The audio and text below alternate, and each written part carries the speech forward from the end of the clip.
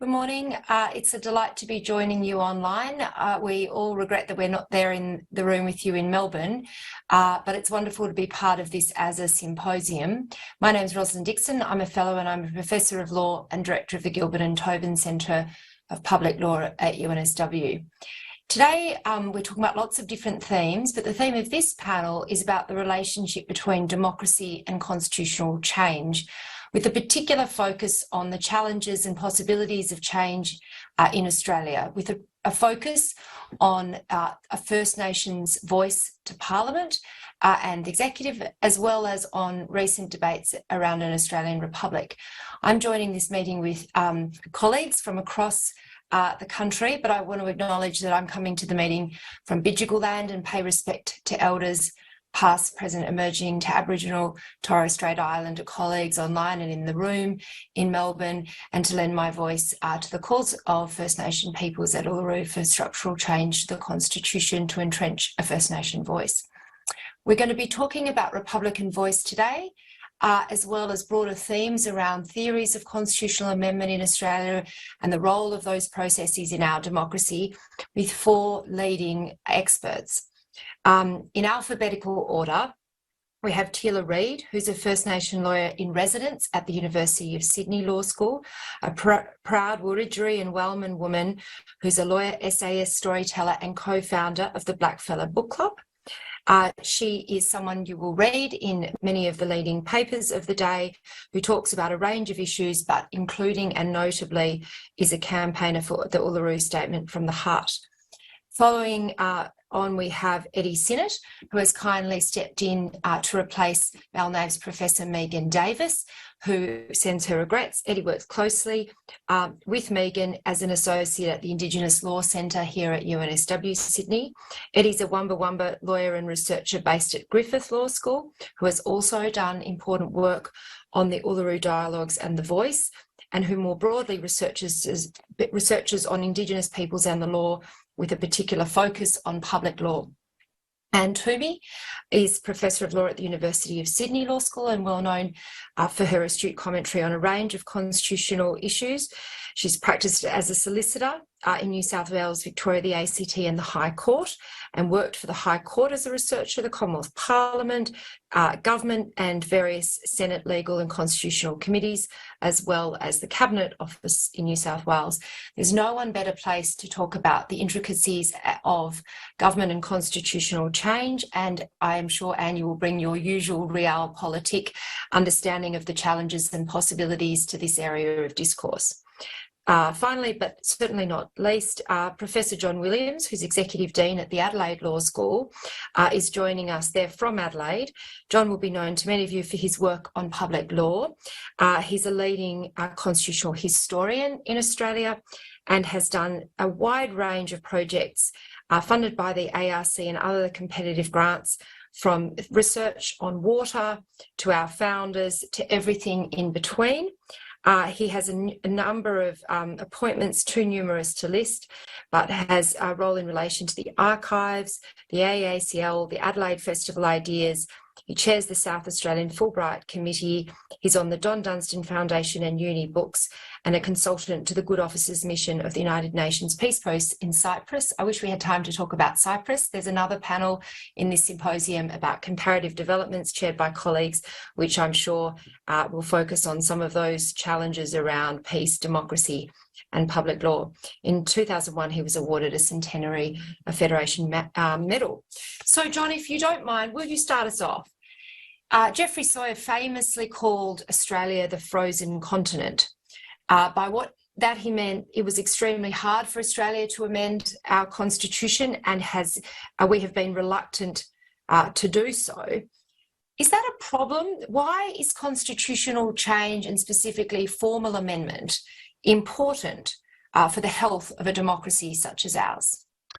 Thank you very much, and I'd like to just thank you, Professor Dixon and the Academy, for the opportunity to speak here. I'd also like to thank my fellow panellists. I joined from the lands of the Kaurna people, and I'd like to pay my respects to their leaders and the community, which has done so much to enrich our understanding of the spirit of place. So the frozen continent assessment, as you said, is Geoffrey Sawyer's wonderful phrase from his 1967 book on Australian federalism.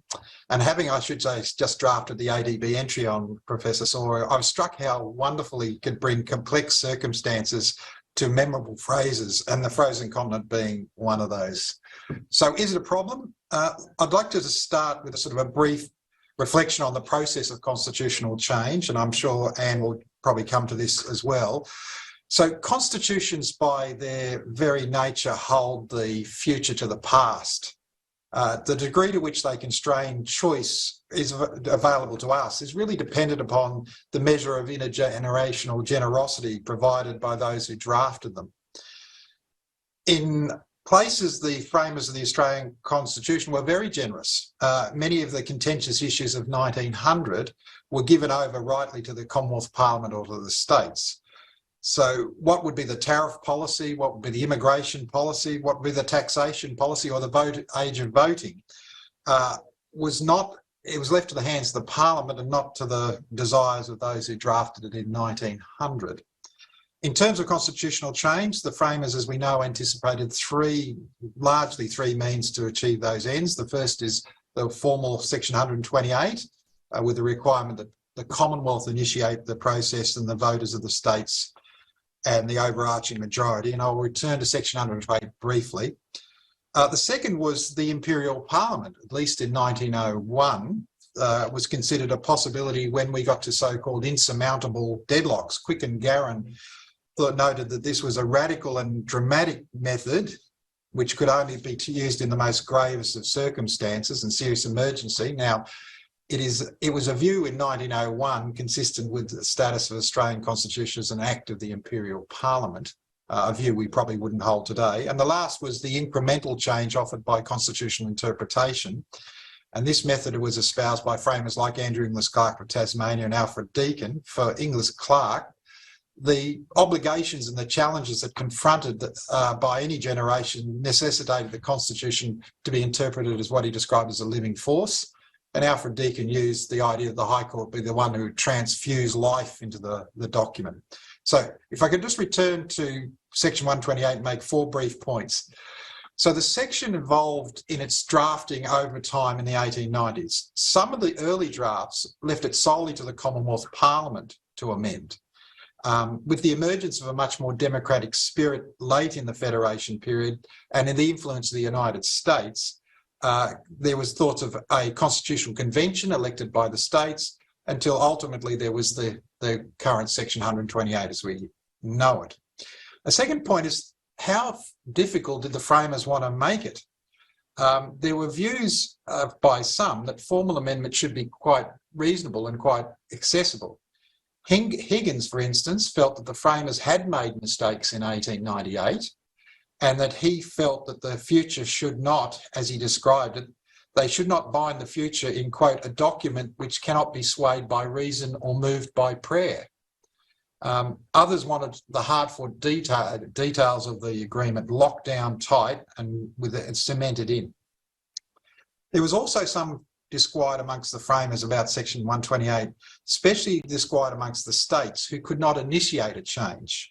Lee Batchelor in South Australian Parliament moved that the state should be able to prompt a referendum change. Such was the mechanism, was not considered by the convention, and I doubt it would have been successful, but certainly some of the states were saying, well, where's the role of the states? And a minor point for those who are interested in the text of Section 128, of course, is that South Australian women are mentioned in there, in the idea that until there was universal suffrage, what to do with South Australian women or South Australia, which would have potentially 2 votes or strength of 2 votes. Anyone who wants to read the account, it becomes quite wonderfully farcical, where there are ideas of giving different coloured ballot papers, different ballot boxes, till eventually Isaac said, let's just halve the vote. And give South Australia a reckoning. So, returning to your question, does it matter?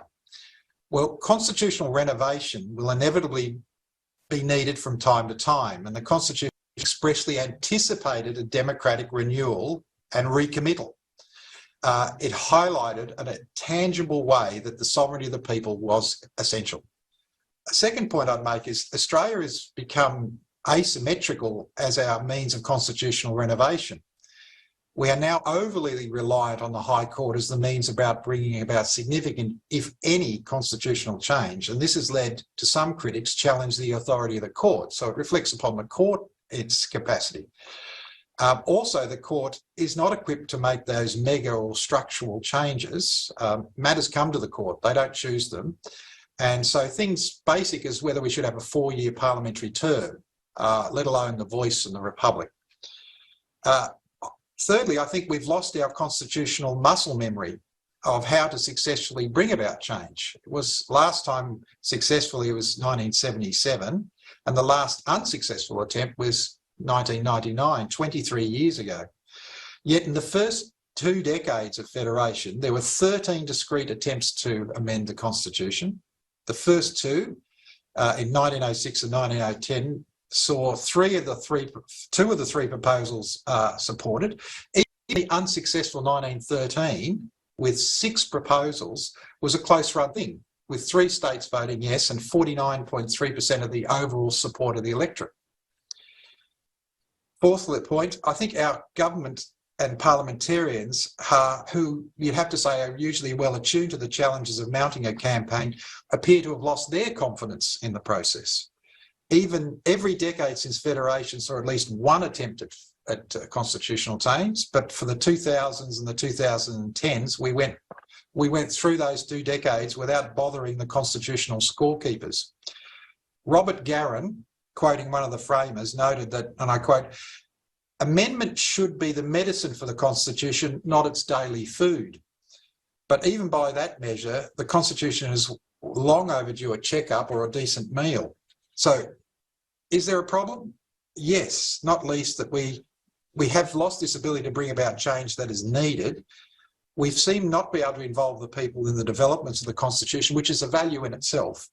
And I think we're at a risk, to use Jeff Saw's idea, of entering a new ice age rather than just being a frozen continent.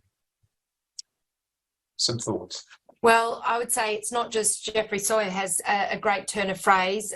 You've given us the idea of making the Constitution a living force, John, that has participation at its heart, as well as achieving necessary change and the muscle memory for it. There's really interesting comparative work by Tom Ginsberger and James Melton. Some of it's been challenged, but the core finding hasn't, which is that there's path dependence in amendment success, and that muscle memory really matters.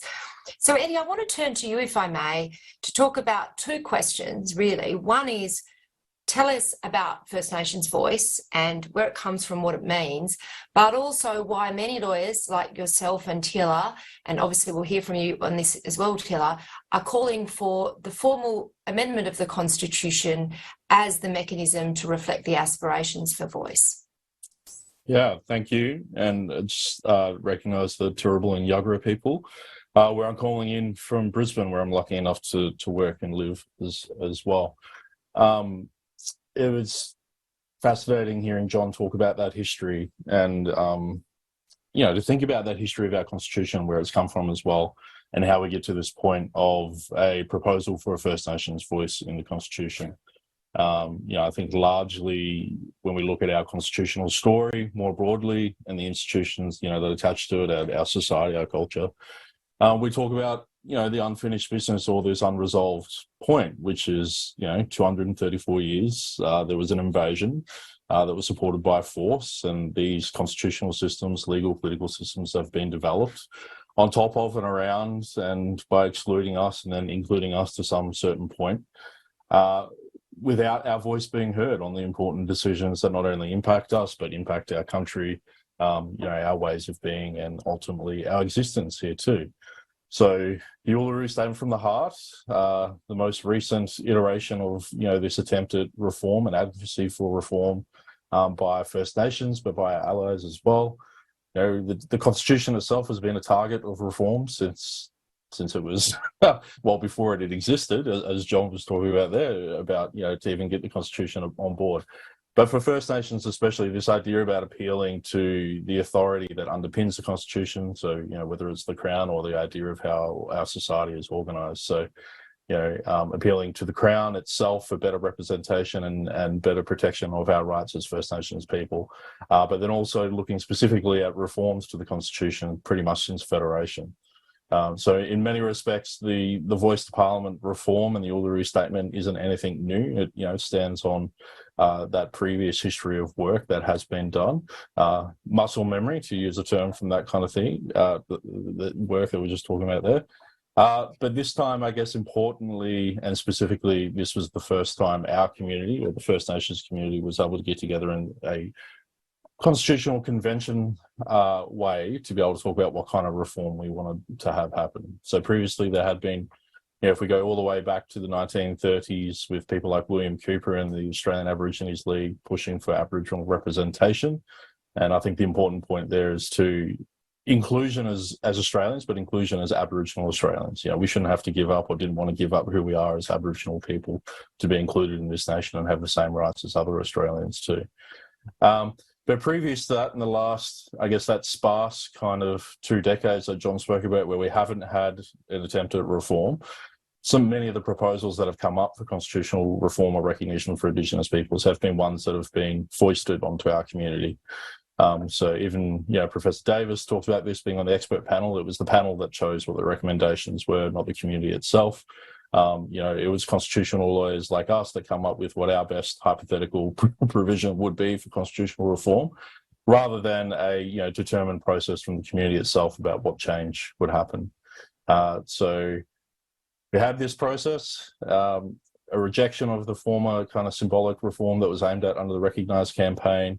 The Referendum Council was born. Out of that, we had the regional dialogues, 12 regional dialogues across the nation, engaged and deliberately designed to be able to get through some informed decision making from our community, so including civics education, looking at best practice around the world also, and involving many experts in the design of those dialogues about how we get to what the consensus position for constitutional reform was. And out of that process, and affirming that process at the First Nations National Constitutional Convention 2017, we got the sequence reforms of Voice, Treaty and Truth. So First Nations Voice to Parliament enshrined in the Constitution, followed by a Makarrata Commission to supervise agreement making and truth telling. And I think, if we take it back down to its plain principles, it's very simple. We have a rightful place here as First Nations that, hasn't been engaged or recognised or negotiated with properly.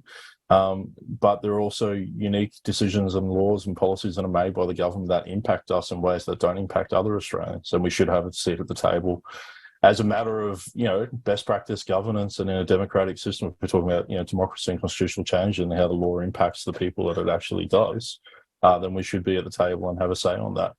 And so those, I think it's a unique, locally adapted reform that builds in those different elements of recognising our rightful place, but also giving us a say around the policies and decisions that are made about us. And it's adapted to that unique constitutional system that John was talking about, the history as well. It's not anything that's anathemic to our constitution or that's going to tear it down, even though there are the different kind of scaremongering tactics around some of those lingering tensions that John mentioned also about, the role of the High Court in interpreting or changing the Constitution, as opposed to how difficult it has been for us in this nation to change the Constitution more broadly. But we have, something that meets the expectations or the mandate coming from our community. It meets the particular and local political and legal history of our Constitution as well. And, look forward to those aspirations about changing our nation for the better and delivering something better for First Nations people. Thanks for that incredibly useful context and account, Eddie. Teela, in terms of the constitutional aspirations specifically, so the earlier versions of this debate where some suggestion was made that the voice could be adopted legislatively, and there are obviously some attempts at that in states. From your perspective or the perspective of younger First Nations, what's the significance of but also in terms of constitutional entrenchment or enshrinement? Thanks, Ros. And it's great to be part of this panel. I am coming to you all from the unceded lands and waters of the beautiful Gadigal people, and I also live and work on the Bidjigal lands and waters. Look, it's an interesting conversation. I feel like every time we engage in this important dialogue, we all learn and share something new. For me, I feel like I'm not that young in this movement anymore, but, you know, so much of this particular reform speaks to, I think, the story we tell ourselves as a nation. And so much of my advocacy, as a young First Nations person, as someone who grew up on my country, now has kind of been called to the law around this particular work. A lot of this comes from the importance of, I guess, hearing stories from my elders around the campfire about the legacy of what the law has done to our people. This is quite, you know, common among First Nations peoples who sit around and have these yarns about the legacy of oppression of the law. You know, for example, in my own community, being shifted off to missions and what had been the stolen generations, and this kind of long-term history of the law oppressing First Nations peoples, which led me to kind of a career in the law that really began, I guess, when the government-led campaign, what we know now has recognised, kind of started to discuss this concept on a more national platform. And in terms of the voice itself and the importance of the constitutional amendment and this idea, particularly I think led by the previous coalition government, that it should be legislated first and road tested, as a First Nations person who has both experienced and lived the legacy of past First Nations examples of voices that, you know, did the hard work, the NAC, ATSIC, for CATSIA, hearing these stories in our communities of when our people did the hard work, then suddenly these voices were at the whim and could be struck down at the stroke of a pen by hostile governments. So in terms of where we're at now and the importance of something like as well, I think something like the Kirribilli Statement in 2015 that really drew a line in the sand of petitions of First Nations peoples around this call that has existed since the 1930s for representation in federal parliament.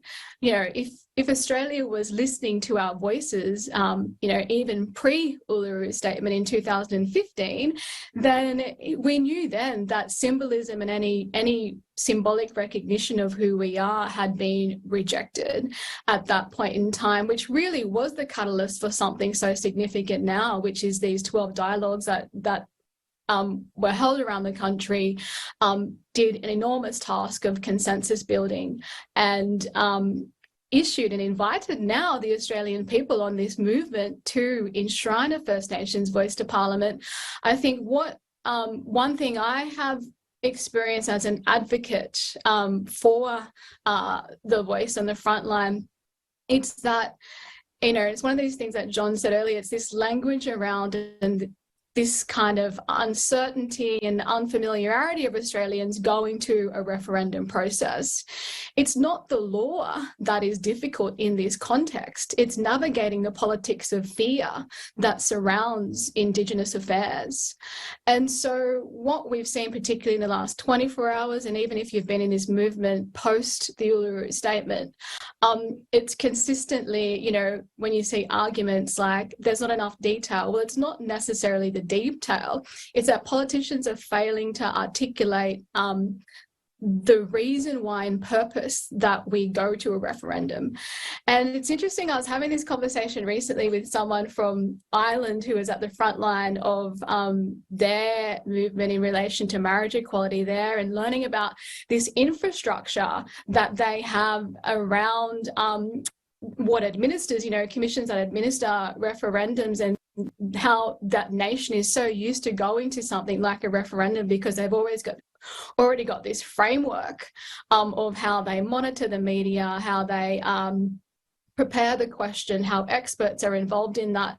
We're so, I think, given this history of how far it's been between decades, as John said, we have almost a kind of bigger challenge here, which is one, articulating the purpose for a First Nations voice, but also two, this kind of unfamiliarity of the nation going to a referendum and what that means to future build the durability of something like a voice for the generations to come.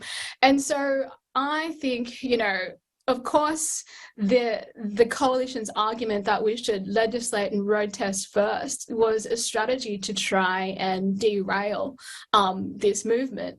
And so I think, you know, constitutional experts, particularly like Anne Twomey, have articulated why, you know, we need to enshrine this first and legislate later. So yeah, that's just my experience as a First Nations person. I'll say finally, you know, I come into thinking about this, Rose, especially when, you know, you were teaching me Constitutional Law 101 at law school. So much of my thinking was really around this notion of nation building, but also my mind was really kind of thinking a lot about an Australian Republic and what that could mean for building a better democracy where we're all included in that, and you know, the legacy of what that might leave for us as a nation, where we're not just amending something like the head of state, which I think is a limited kind of model approach right now, but including things like First Nations sovereignty, what that means for us as a nation. And so, yeah, I think it's really important where we're at. It's really important for experts like Anne to articulate our way forward. And there needs to be, I think, a better understanding of the process before and after Australians vote. Well, you know, you talk about storytelling and you do tell the story so beautifully, which is why I think you're a very powerful advocate for voice in a public domain. And I do think it is about narrative as much as it is about law. And of course, you know, as recent events remind us, it is always about politics. I do really welcome the invitation you've opened up to reflect on the relationship between voice and republic, because that is one of the themes of this panel. And, you know, you and I have been talking about that for a decade, Teela, and I remember those conversations well. But over to you, Anne, you're probably one of the leading experts in Australia on both of those topics separately, but certainly thinking about the interconnection between them in terms of procedure and, you know, the nitty-gritty as well as the politics. Do you think that we can do both? What do you see as the relationship between the two in terms of timing, mechanics, politics? I think it's really difficult. So that's the first thing to say. They certainly are connected, and they should be connected, because one of the, you know, obvious concerns is that the original constitution, the one we live under now, was enacted at a time that didn't bring into account, didn't have Indigenous people participating in it and owning it and being part of it. And so that means that if you do go to a republic, and it depends on how you do your republic, I mean, you could do your 1999 version, which didn't do this, but I think that in moving to a republic next time, there's a real issue about reenacting the Constitution as an act of sovereignty of the Australian people. And as part of that, Indigenous people being involved in that reenactment, so that the Constitution becomes a Constitution that's owned by all of us and is grounded in popular sovereignty, which includes Indigenous people. And then there would also then be facility for dealing with, you know, having a proper chapter in the Constitution dealing with Indigenous issues and, you know, incorporating all of that. Now, that said, there are all sorts of problems when it comes to a referendum about how you order these things and about putting too much in the one issue. Because one of the things we do know from the past is if you have a referendum question that has a range of things in it and there's just one bit in it that someone objects to, they're going to vote no for the whole thing, right?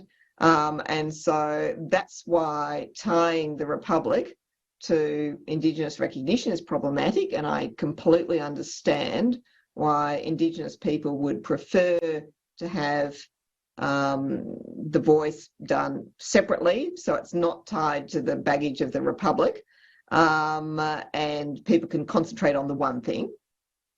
and to have that done first, and then the Republic coming second. So I understand that. If one didn't have a referendum as the way of resolving constitutional change in Australia, there'd be a lot more sense in doing the whole thing as one package. But given that there could be any single part of that package that someone will object to, it brings the whole thing down, you can understand the need to separate things out. But the other problem with all of this, and this comes back to what John was saying about the whole muscle memory thing and also political capital, if the Indigenous referendum fails, either in a vote or more likely it's just withdrawn because it doesn't look like it's going to succeed, then the current government will just not have the political capital and the will to go ahead with the Republic. So from that point of view, Republic is really tied to Indigenous recognition, because if the Indigenous referendum fails, the Republic is going to go with it. No one's going to then deal with the Republic for at least 20 years. And even then, not until Indigenous matters are resolved one way or another. So they are tied together, either conceptually, while we do want to keep them apart. If one fails, the other's going to go down with it. I mean, that's just my view anyway. I think that's very interesting, and I'll come back to Eddie and Teela's view on that. But before we talk about this relationship a bit more, John, will you fill us in, for those in the audience less familiar with the details of the Republican proposal, first thinking about what was put up in 1999 and then the recent draft that was prepared by the ARM, partly, and I should say for disclosure reasons, with people like John and myself on the legal advisory board. Anne was too busy, but we frequently consulted her scholarly writing in that context. But can you tell us about the current proposal from the ARM, as well as how it is different from 99, so that we can have this debate about the relationship? I think you analyse it very, succinctly and powerfully, Anne, but just to understand what the current status of the proposals are in relation to an Australian Republic. Absolutely, and thank you for the opportunity. I might just take on one point that was raised, which I think is an interesting one, the link between voice and Republic, and we'll probably come back to it. I recall, as after 1999 was a lot of soul searching amongst Republicans, and I was struck by a work by Mark McKenna in his 2004 book called This Country, a Reconciled Republic. And in that he tried to articulate that maybe, in his writings, that the place of First Nation and the Republic had been lost in the story. And I think that trying to bring those together. Now, while the voice and the Republic are not going to be linked, as Anne has said, they're certainly not in opposition. And I think that point should be made and made again. So I think we got to acknowledge the past, think about both are about acknowledging the past, a moment of maturation as a country, but they're also forward-looking. They're at an aspirational point. So I think they have a lot in common, but they're not in opposition. So returning to the ARM, and like yourself, full disclosure, I'm not a member of the ARM, but I was involved in those technical questions. Through their internal and external roles, the ARM came up with a model which had some basic thresholds that were consistent with the 1999 and some of which were different. So obviously the first threshold, that the head of state should be elected by all Australians eligible to vote for the House of Representatives, and they should be, and that test becomes important. There was how you found the head of state, and they described it as the head of state, was a nomination would come from the states, the territories and the Commonwealth, one for each states and territories, and then the Commonwealth would have three, their parliaments.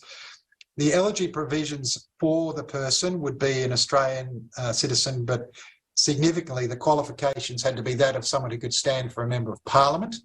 And Section 44, which many of you colleagues would understand, has itself been a subject to some litigation about who can stand for the Commonwealth Parliament.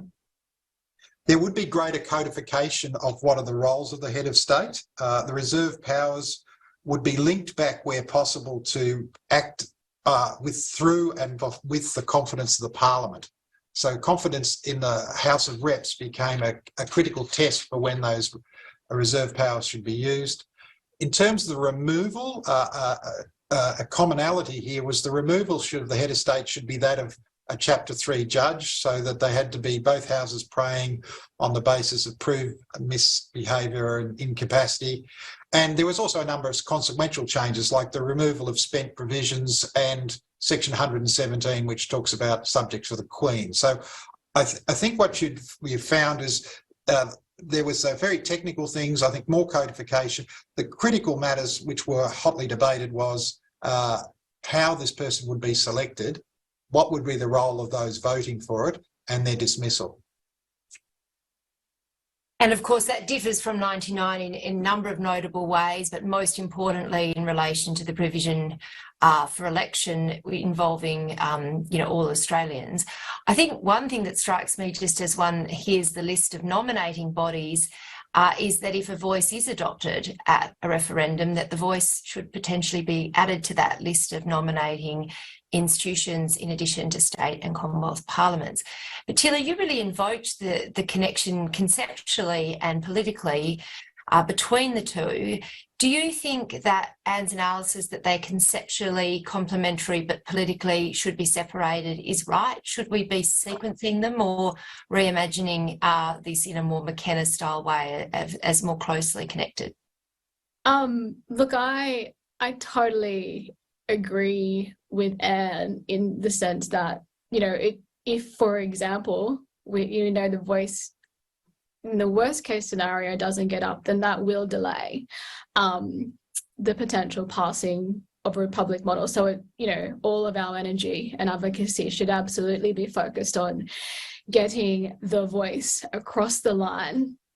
So in that sequence, separately to your question, I think that, the Australian Republic movement have not done themselves any favours in relation to post-1999 in terms of really reimagining what this nation could be if we centred the sovereignty, the voices of First Nations peoples.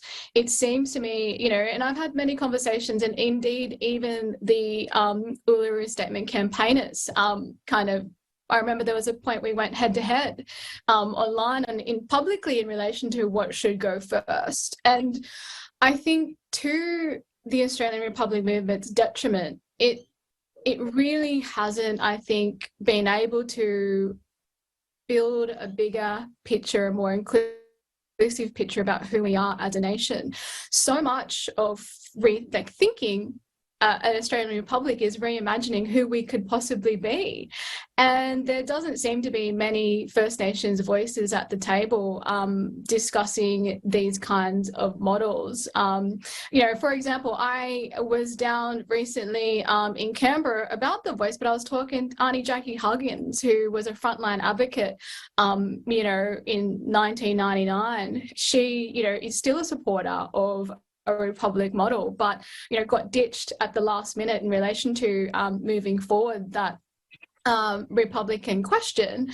And I think there is still, if you reflect on that time, a lot of First Nations peoples would have voted no in relation to that model that was put forward. I think as well there was that amendment in relation to the preamble and putting some poetry in the Constitution if it was to pass around the recognition of First Nations people. That didn't seem to include First Nations peoples drafting that amendment. And so I think we're at a different time and place now. I'm reassured that, with the next generation of lawyers and advocates coming through, that there are so many people talking about these discussions, wanting to progress our nation forward in terms of these big law issues. And I do think, though, we potentially, if we got it right in terms of, the process of having these discussions, that's why I think the Uluru Statement, the dialogues were so significant to drawing a line in the sand around the form of recognition here moving forward. What we seem to not be getting with the Republican movement is any new reimagining of who we could be. And so I don't want to disagree with Anne, but I do think we can better reimagine what that looks like. And we shouldn't, I think, let that opportunity pass us by, and we do not know the outcome yet of what the voice referendum might be. But I think as well, can I just say this about the politics of it? Reconciliation Australia released some really important data, and indeed both campaigns behind the voice have been capturing this. And we know that the Australian people continue to stand with us in solidarity in relation to wanting to recognise First Nations in the nation's founding document. The people we know are way ahead of the politicians. I just think we have to continue to stand on the right side of history and navigate the politics of fear that's at play right now. So, Eddie, do you want to jump in? Otherwise, I'm going to come back to you on the question of detail. Yeah, I mean, Teela summed up everything pretty well. And I guess at risk of annoying people as well, the Republic's just not a priority for me. But in saying that, I'm a Republican. For me, it's a no-brainer. I think we should be a republic. I guess I kind of sit in the camp, which many people may have heard, that, excuse me, there's some unfinished business that we need to address before we address the Republic issue. And that's us, that's our relationship, and we shouldn't be so quick to sever the tie to the Crown, which, you know, for many Indigenous peoples still see a lot of unresolved business with the Crown itself, let alone, you know, the Commonwealth and what comes after it as well.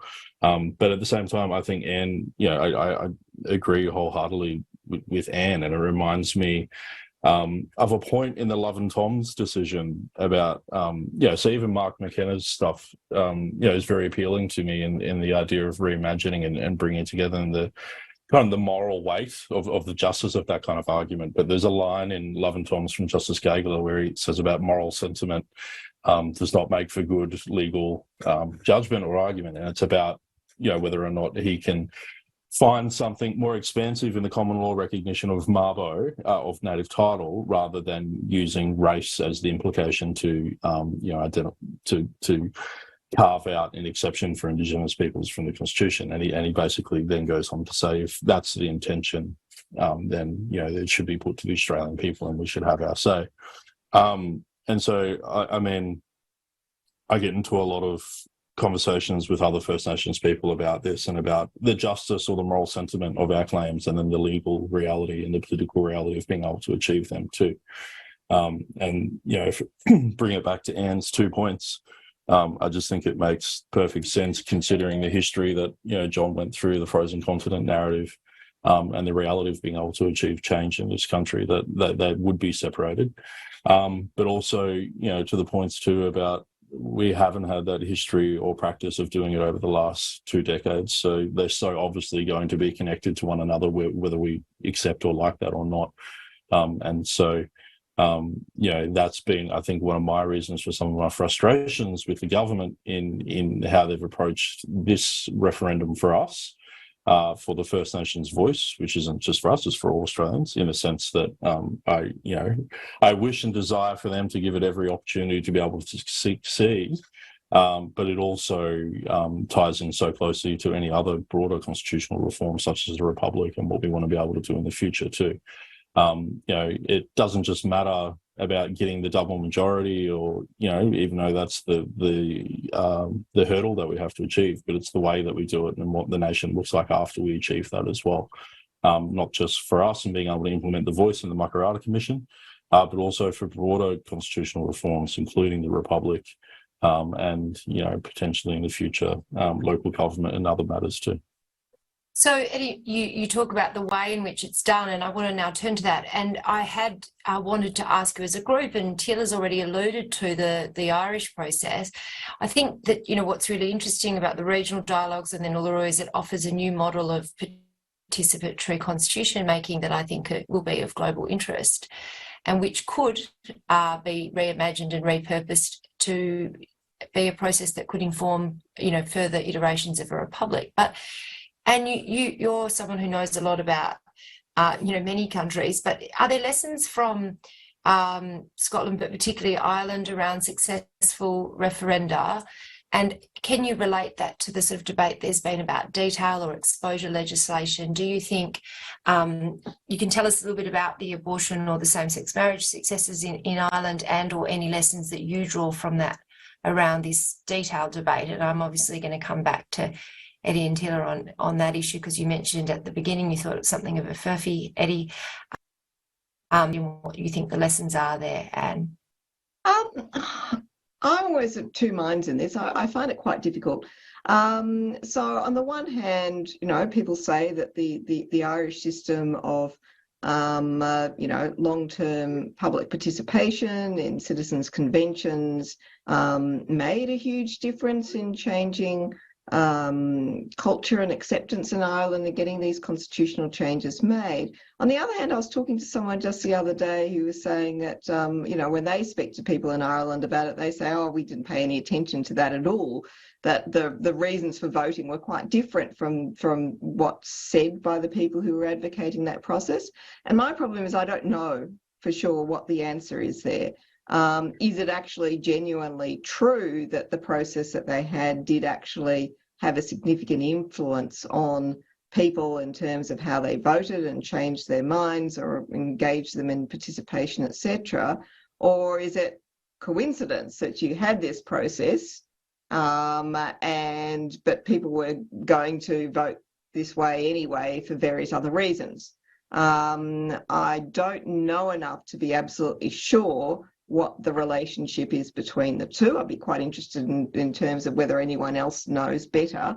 I mean, obviously the people who ran the process and who were advocates for the process assert that that process did actually have significant consequential changes, but we've also seen similar processes run in other places where they actually didn't turn out to have that effect and that level of influence. So don't know that you can necessarily put all your eggs in the one basket in relation to those sorts of things. So I'm a semi-skeptic, but at least open-minded enough to be persuaded that it would be a good thing. But I probably need to see more evidence to be convinced that there is a cause and effect relationship going on there in a significant way.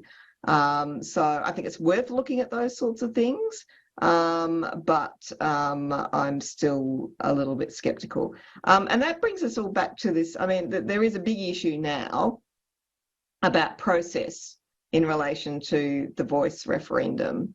And that's an issue that's now being exploited on the Conservative side. Because one of their concerns is that there isn't at the moment a process for the general public to have their say. So we have had the process, and a good process, in relation to Indigenous people developing these ideas of voice, treaty, truth. And so that process has been done and is well accepted, all right, subject to some people complaining, but mostly well accepted.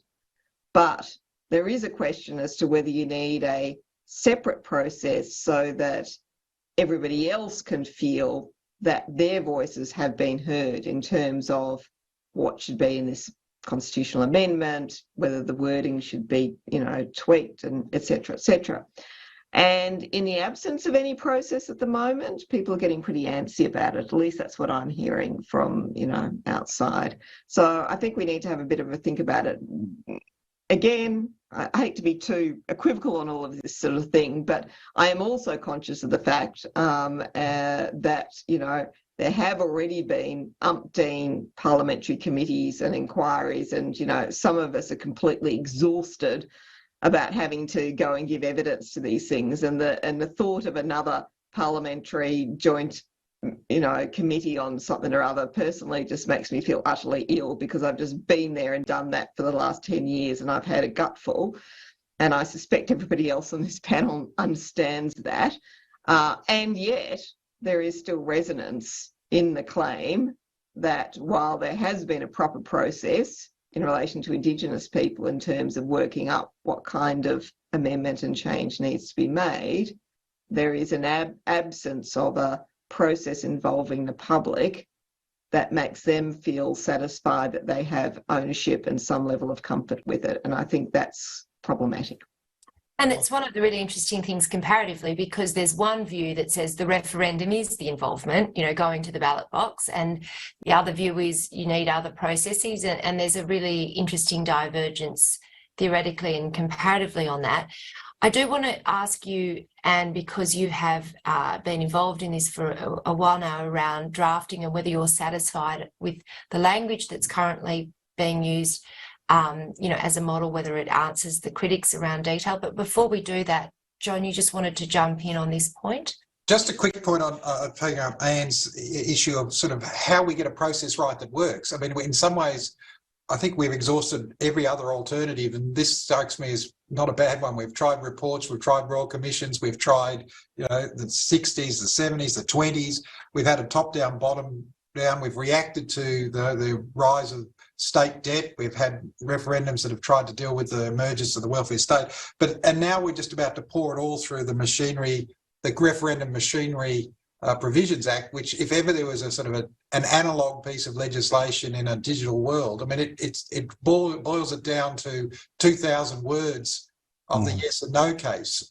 So I think in terms of process, we've still got a lot of work to be done on that point before we even get to. But I must commend the process we've got to, because everything else has failed to this point. So I think the voice dialogue at least has shown something new, a way we could try and approach it. But it comes back. John, there are currently efforts to amend that Machinery Act, as I understand it. Can anyone, I mean, there's a number of nods around the table, can anyone for a non-lawyer member in the audience explain what those efforts at reform look like?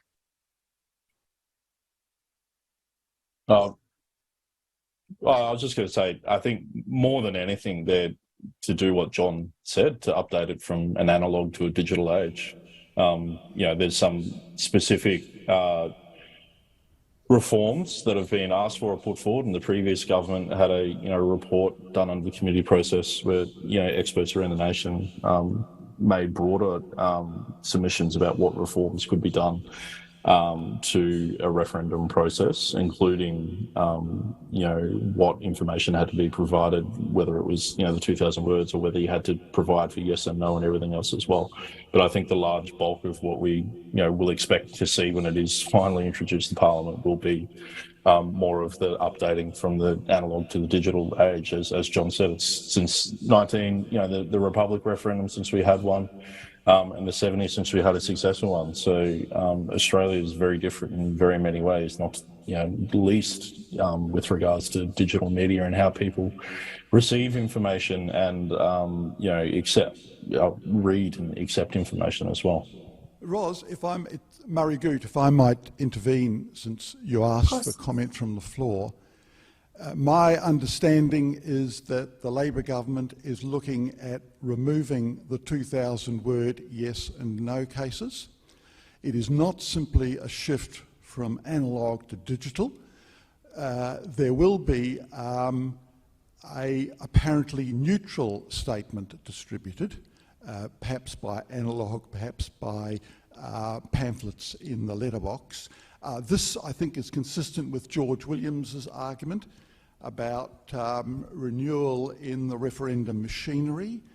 What a neutral statement will look like, I don't know. It will not be accepted as neutral by those opposed to the referendum. Of that you can be certain.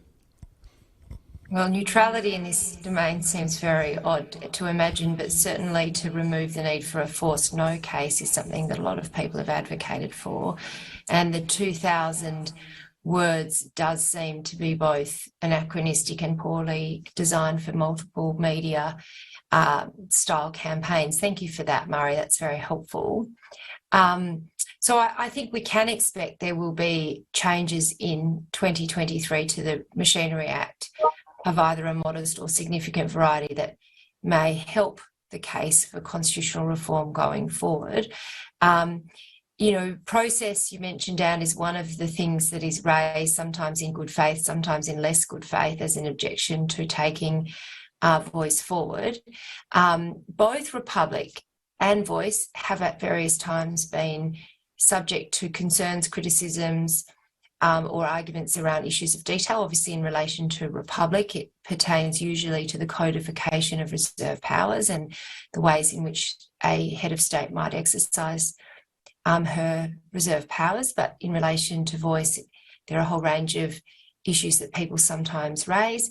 Are you satisfied that the current proposals adequately deal with those concerns? I'm pretty happy with the drafting. I don't have a major problem with it. I think actually they did a pretty good job. It's a hard thing to do. One of the things that people don't really understand often is that a constitution shouldn't be a place where you stick a whole lot of detail and freeze detail. You want to have something that's fairly minimalistic in your constitution. And so from that point of view, I think they took the most minimalistic position that you could, and I think that's probably wise. The only bit in it that I'm worried about at the moment, and I wasn't worried about it initially, but it's just once you start hearing all the arguments that are coming in and you think, oh, this is actually going to cause you a problem. What I'm worried about is the bit in paragraph 2 about advising executive government. To the extent that it's just advising Parliament, you can make that an intramural thing and the courts won't interfere, and that's fine. Once you start having a entrenched provision with a function of advising government, then we're starting to hear arguments coming up saying, well, if you've got that power, you've got a constitutional requirement that these people can advise government, then that becomes a relevant consideration for administrative law purposes, and then you get into a whole lot of litigation about whether or not the minister, in making a particular decision, did appropriately consider the relevant consideration, and then that can be litigation that's used to stop things from happening, hold it up, and then have it sent back to the decision maker. And even though they could make the same decision, the argument that's going to be put by people is that this allows for litigation and tying everything up in the courts. Okay, that's the argument I'm hearing now, and I'm wondering whether it's worth the cost of that argument being against you to have the words executive government there in paragraph 2, when you could instead allow for Parliament to legislate, to allow for the voice to give the representations to executive government, and Parliament can control whether or not it's a relevant consideration and all those sorts of things. So I think there is an issue about whether to move that from 2 to 3 effectively, putting it under Parliament's control, because if you did, you would pull out, undo one of the arguments of this is all going to end up in litigation, blah, blah, blah. So you sort of puncture the balloon of that argument. Is that necessary to puncture the balloon of that argument? It depends. I mean, it really depends how the whole thing goes. But if that argument is enough to influence 2 or 3% of people who say, oh, well, it's all going to turn into a lawyer fest and we hate lawyers and we don't want this to go ahead, that 2 or 3% might be crucial. I mean, the problem is you're doing this blind. You don't know how much you need to compromise in order to make the thing succeed. But the flip side is that you can be absolutely purist and put in your amendment every single thing you want because you want that there for the future, but the price of that is getting nothing. So there's always that risk of going for the 100% best thing that you want and the consequence of you lose it and you get nothing, or do I move down to something that gives me effectively what I want, but it involves a bit of Parliament doing things, and that's going to be more likely to succeed. So I may end up with something, even though it might not be 100% of what I want. And that's a really important issue, particularly when you can't see ahead and you don't know how close the vote is and what's going to tip it over the edge. So if I was going to say if there's anything in it I'm worried about, it's those words executive government in paragraph 2. It's very interesting, and it's also notably for the non-lawyers in the audience, an argument in essence that the current provision could be less detailed and leave some aspects of the relationship with the executive government to legislation. And just in the zeitgeist, of course, the argument is always we need more detail. And Anne is actually suggesting there might be advantages to slightly less detail in regard to the constitutional significance of the relationship with the executive. And there is a provision in the current draft language, what Anne is referring to as paragraph 3, that is a provision that allows Parliament to make laws to govern the voice and its relationship with the Parliament, but it could obviously extend to the executive as well. Teela and Eddie, this has been a big part of the political debate. Do you have thoughts, Teela, on, is there a genuine concern here? Is it all political kind of bad faith?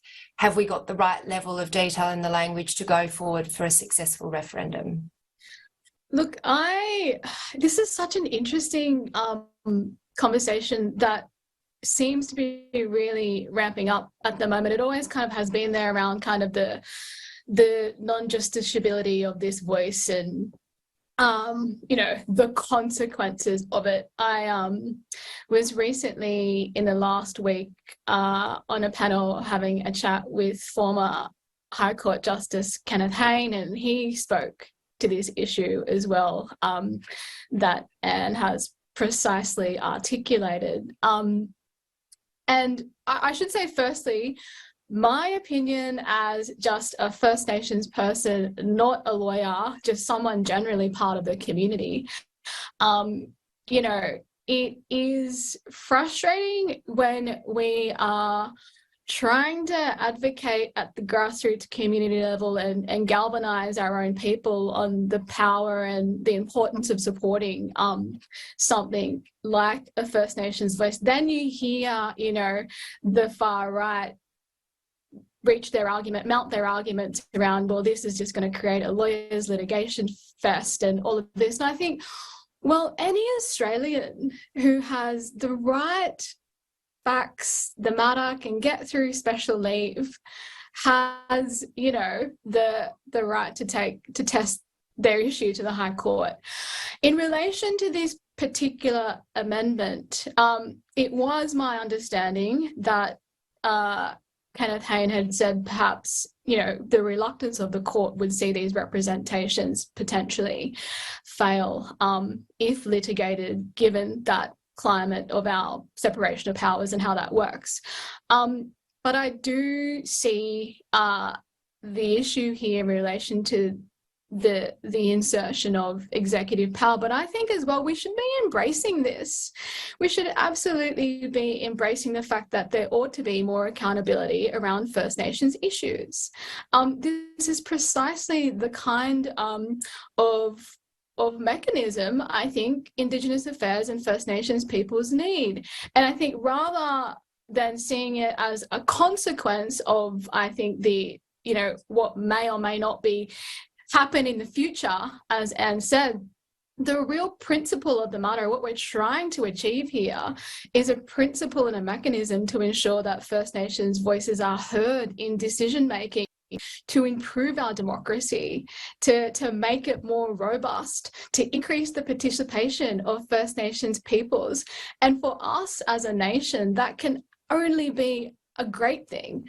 When we look at the history of the exclusion of First Nations peoples, and establishing this mechanism is not just about this creation of an obligation to, what the right is saying, potentially litigate. It is so much more about including First Nations voices at the centre of decision-making, and also having that bigger impact when it is mandated by the Australian people to ensure that the stories of our peoples and the narrative of our country is centred on the historic voices of First Nations. So I do understand, certainly, but there always is this risk. It's exactly like when so at the Sydney Constitutional Dialogue, I was the working group leader on the race power, section 5126. And it's the same argument and same dilemma and the same issue that First Nations peoples themselves ventilated in relation to potentially, even at that point in time when the race power was potentially one of the models debated and discussed, it was First Nations people said, actually, we don't want to, go down this path of having to litigate our issues all the way to the High Court. We want to participate more in this democracy, and in a positive way and in a proactive way. And so I think the lessons learned, yes, lawyers are always going to take a forensic eye to these issues, just in terms of the campaigning on the ground in relation to First Nations. This is absolutely the least we can put on the table. And I think that we should be moving forward to ensure that the status quo changes in relation to decision making. That's a really powerful counter-argument, and as Anne said, it's all about the risk-reward payoff, and obviously that's an important issue that's going to continue to be debated. I do want to leave a little bit of time for questions from the floor.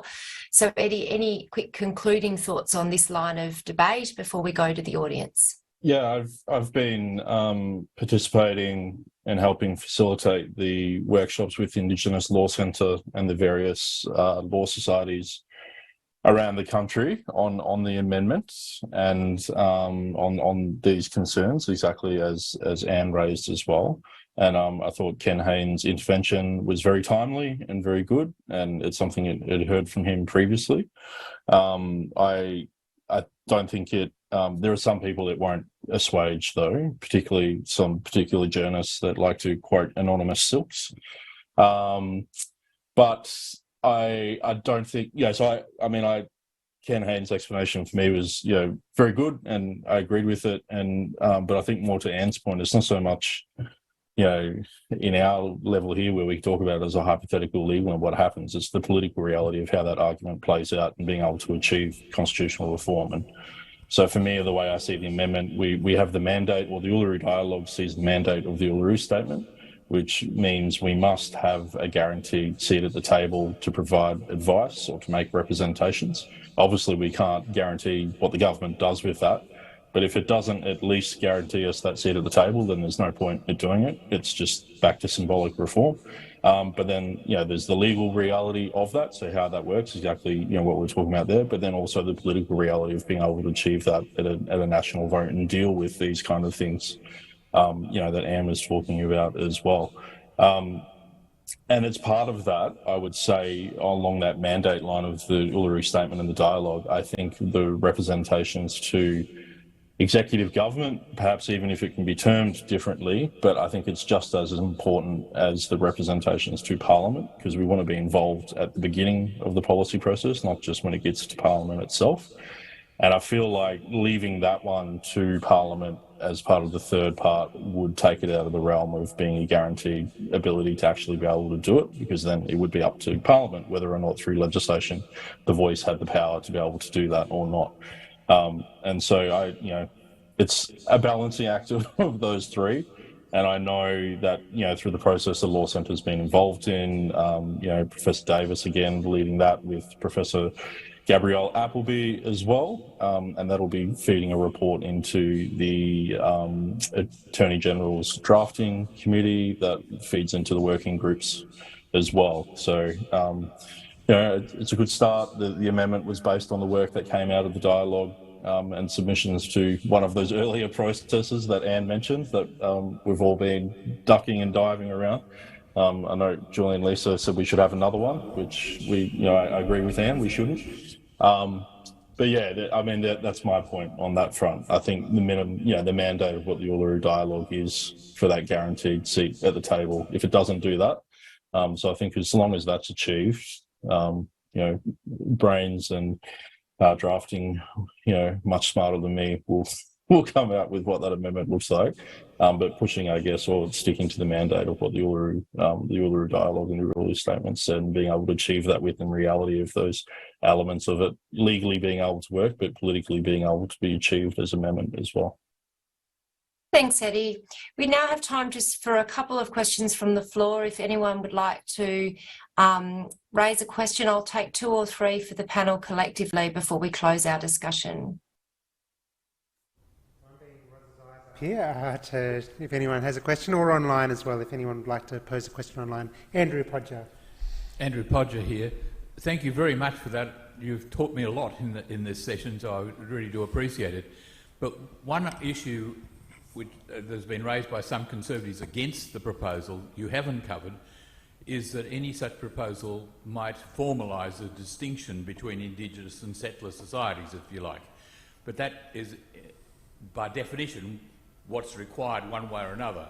I wonder whether any of the models you've looked at overseas around this between settler and Indigenous communities have minimised this danger of formalising the distinction and leading to incentives to widen the distinction rather than bringing people together.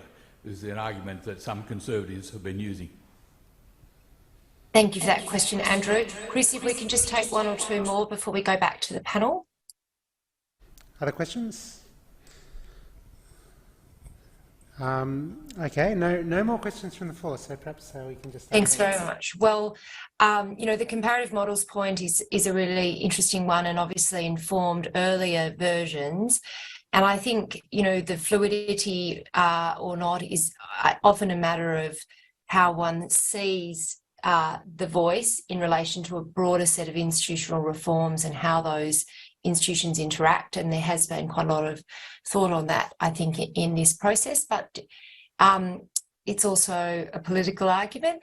Do you want to respond to it, Teela or Eddie, as a political argument before we ask Matt or John for any of their concluding thoughts? I'll just say sorry, really, you go, Teela. really, really quickly, because I kind of was just thinking about this morning as well, which in terms of my understanding of the question is potentially the voice creating division. And I think it's important to note who is making these arguments opposing the voice, because not a single First Nations person I know, nor anyone that was involved in the Uluru Statement, called for any division. It was in fact an invitation for peace and to Makarrata. And it's, you know, an example, and I will say it, it's been driven by the IPA. It seems to have been infiltrated now just into Price's advocacy in relation to let's not divide the country any further in relation to race-based politics. And I just think we need to stamp out these arguments in relation to when we are advocating for the voice. This is absolutely a call for peace on our country and for unity. And you can only, you know, a First Nations voice can only improve our nation when it comes to democratic processes. The other thing is it's trying to ameliorate the racism that's already there. Australia itself, you know, part of this piece of advocacy has absolutely been about going into communities and educating everyday Australians on the fact that they actually have established a system that entrenched systemic racism by virtue of the race power.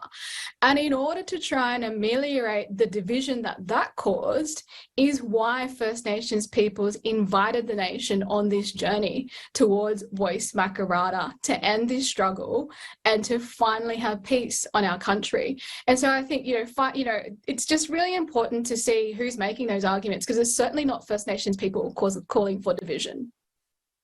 That's really beautifully said. I almost don't want to add to it, but does anyone else want to have a closing thought in this discussion, either in response to Andrew's question or more generally? Eddie? Yeah, to the extent that it formalises the recognition of us as a people, that's exactly what it's designed to do. So the idea that is divisive in any way, I think, belies or puts truth to some of the underlying arguments that inform some of the stuff about the racism that Teela has spoken to. The refusal of some people in Australia to accept that First Nations peoples have rights as political and cultural entities, that they pre-exist the Australian state, that they continue today. That's the rightful recognition piece that we're talking about as well. we're already, aside from the Constitution itself, any number of legislation, whether it's the Native Title Act or whatever else you look at, our unique status as Indigenous peoples is already recognised, and through our constitutional jurisprudential history as well, through the common law recognition of native title in Mabo, and then through Commonwealth legislative measures since then too. So I think my response to a lot of people then is just I don't accept that it is that, and I think a lot of those people. I do question, as Teela does, the motives of some of those arguments about division.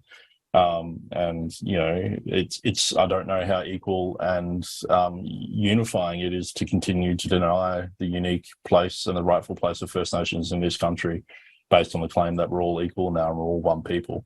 There's nothing wrong, just as other people have explored with regards to liberal constitutionals in this country and the way the federation works, that we have differentiated sovereignty and the governance of different territories. We're not even talking about that level of differentiation with the voice. We're simply talking about recognition of a rightful place in our constitutional structure and the ability for us to be able to provide advice on laws that do uniquely impact us when they don't impact other Australians.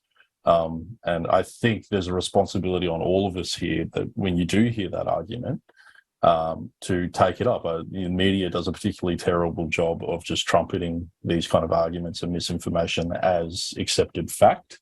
So just yesterday with the Nationals announcement, a lot of the headlines were Nationals vote no on race.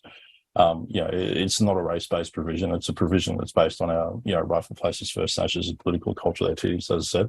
The race part is to do with our history of racism in this country and the exclusion of denial of First Nations people. So as Teela said, if there's one unifying and equal thing that we can do here for a better future, it's to actually embrace this reform for change and come together through that constitutional change. Thanks, Eddie. Well, differentiated sovereignty in a federation would be music to your ears, John Williams. Any concluding thoughts? Look, I think that was beautifully put by our two speakers. Look, it has, as Andrew's question, well, comparatively, our countries have formalised those relations. There have been treaties. I mean, we've had those things. It's not unusual to do this. I think the Constitution meets us as we are, especially in the legislative framework. Some of us are social security recipients, some of us are students, some of us are married, some of those are not. The Constitution happily meets us as we are. So I don't think division is the problem here. I think it's a unifying, but it meets us as we are. There's a special place for First Nations, and I think now is a moment for us to remember our muscle memory. And Twomey? Okay, just the one thing I'd say is that it struck me quite recently is that the debate, particularly in the media, shows a really unsophisticated understanding of equality. This notion that equality is just treating people exactly the same without taking into account relevant differences. And so maybe we need to have a bit more of a discussion about what equality actually means and how equality can involve taking into account differences, genuine differences between people, so that you can bring people to the same equal, opportunities and standards, etc. So I think a lot more needs to be done in the public discourse about equality, because at the moment the stuff I'm hearing is just really poorly thought through. Well, you can go back to Aristotle, you can go to Justice Gordon's jurisprudence, you can find it wherever you want to find it. And no doubt that, again, will resonate with members of this audience, many of whom are steeped in philosophy and, learned in many other parts of the humanities. We're past time, so I do need to bring this panel to a close. I want to thank our panellists for giving us their very, very thoughtful and sharp, provocative, but also hopeful insights about the possibilities for constitutional change renewal in Australia as part of a challenge of democracy in the Australian context. Thank you so much, Eddie, for stepping in, for Megan, and for your insights. Teela, for your brilliant storytelling and call for what it means to reimagine the country and its narrative in relation to both Republic and Voice, and to think about the path from voice to peace. I really love that as part of the story you tell, and for your insights about the relationship between the two proposals for reform, and also where the strengths and weaknesses are currently and going forward in the proposals. and drawing that comparative lens, and John for setting the scene for us so beautifully, taking us back, as you always do, to the very beginnings of the Australian Federation and situating this discussion in the long arc of settler colonial history, but what is the short arc of the aspirations of First Nations for their rightful place in our democracy. So thank you all very much. We really look forward to continuing the conversation, and we thank you, Chris, and all of the ASA Fellows for listening, for facilitating, and for this opportunity to be part of what is a terrific symposium. Thanks all. Thank you.